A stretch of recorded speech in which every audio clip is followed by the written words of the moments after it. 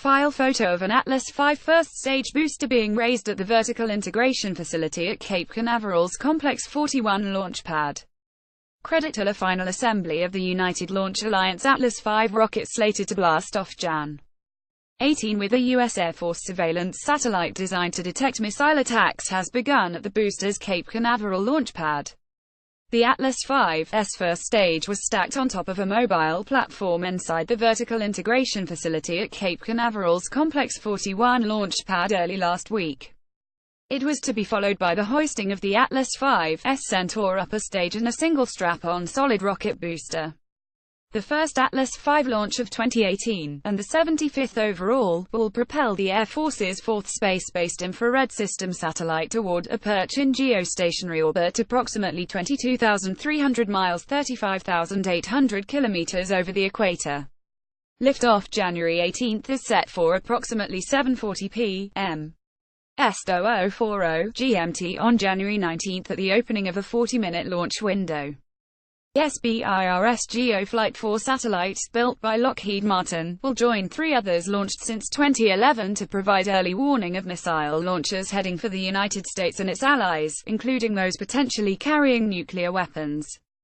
The launch will complete the deployment of the initial SBIRS fleet, comprising 4 geostationary satellites with scanning and staring infrared sensors providing global coverage, and 4 piggyback infrared telescopes carried by classified National Reconnaissance Office spy satellites in oval-shaped orbits suited to detect missiles flying over the North Pole. The Air Force's SBIRS GEO Flight 4 satellite pictured at its Lockheed Martin factory in Sunnyvale, California.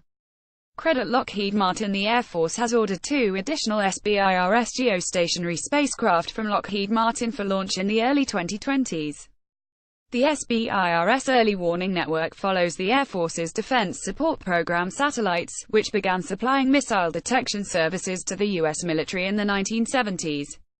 The SBIRS satellites can also register other bright infrared emissions coming from wild meteors, satellite re-entries, nuclear detonations. The delivery, launch, and successful operation of GEO Flight 4 will mark the fulfillment of the original SBIRS baseline constellation and reaffirm our commitment to provide our country, warfighters, and SIR leaders with timely, reliable, and accurate missile warning and infrared surveillance information, said Lieutenant Gen. John Thompson, commander of the Air Force Space and Missile Systems Center and Air Force Program Executive Officer for Space. The SBIRS GEO Flight 4 satellite arrived at Cape Canaveral on October 31 after a cross-country flight aboard an Air Force C-5 Galaxy cargo plane from its Lockheed Martin factory in Sunnyvale, California. After completing post-shipment tests and other customary checks on the satellite, officials gave the go-ahead earlier this month to begin fueling the spacecraft with maneuvering propellant.